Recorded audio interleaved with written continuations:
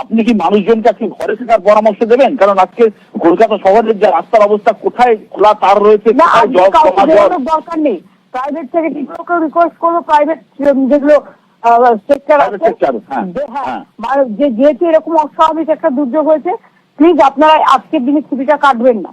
কারণ তারা তো মানুষ, তারা কি করে যাবে? জীবন বিসর্জন দিয়ে যাবে? তাদের ঘরেও জল ঢুকে গেছে। এটা মানবিকতার দিক থেকে চিন্তা করতে বলবো। আর সরকারি দপ্তর চিন্তা করার কারণে একমাত্র এমার্জেন্সি সার্ভিসে যারা ঘর থেকে বসে কাজ করতে পারেন, কোনো অসুবিধা নেই। আর ফিল্ডে যারা কাজ করা তারা ফিল্ডে এসে কাজ করবে।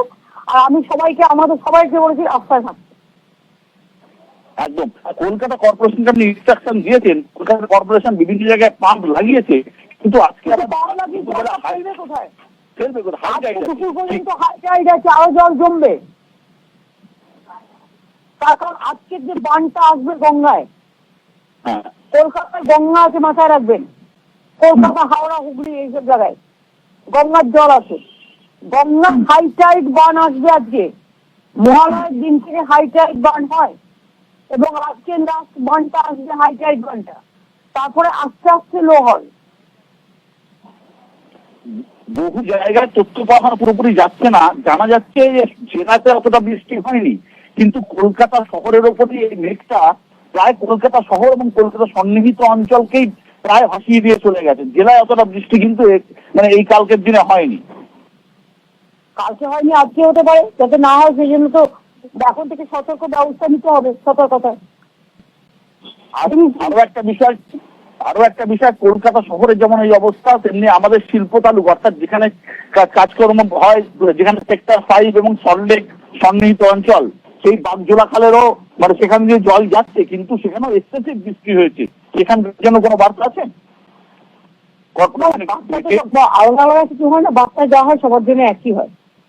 প্রাইভেট সেক্টর তো আমরা কন্ট্রোল করি না, কিন্তু প্রাইভেট সেক্টরটা একটু মানবিকতার কারণে একটা প্রাকৃতিক দুর্যোগ হলে কি করবে? এটা ছেলেমেয়েদের মুখের দিকে তাকিয়ে, কর্মচারীদের মুখের দিকে তাকিয়ে, অফিসারদের মুখের দিকে তাকিয়ে সরকার যারা মানে ওয়ার্কার আছে বা অফিসার আছে বা ইঞ্জিনিয়ার আছে বা যাই হোক, যে পোস্টে কাজ করুক না কেন, কাজ তো সবারই বড় কাজ। সুতরাং তাদের দিক থেকে যদি কনসিডার করে আজকের দিনটা ভালো হয়। একটা জিনিস, পুজোর মুখে এত একটা দুর্যোগ হয়ে গেল হচ্ছে, যেটা একটা পুজোর অর্থনীতিকেও একটা কিছুটা হলেও ধাক্কা দেবে বলে মানে অন্তত আমাদের সবারই মনে হচ্ছে।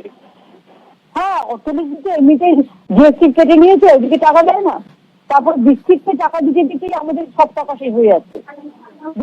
দুর্যোগ সবটা শেষ করে দিচ্ছে। তা সত্ত্বেও মা তো আর কাউকে ফেরায় না খালি হাতে। কাজে পুজো প্যান্ডেল গুলোকে একটু কষ্ট হবে, কিন্তু আজকের দিনটা ওয়েট করতে হবে, আজকালকের দিনটা হাতে টাইম আছে। ঠিক, একদমই ঠিক। অনেক অনেক ধন্যবাদ দিদি, অনেক অনেক ধন্যবাদ।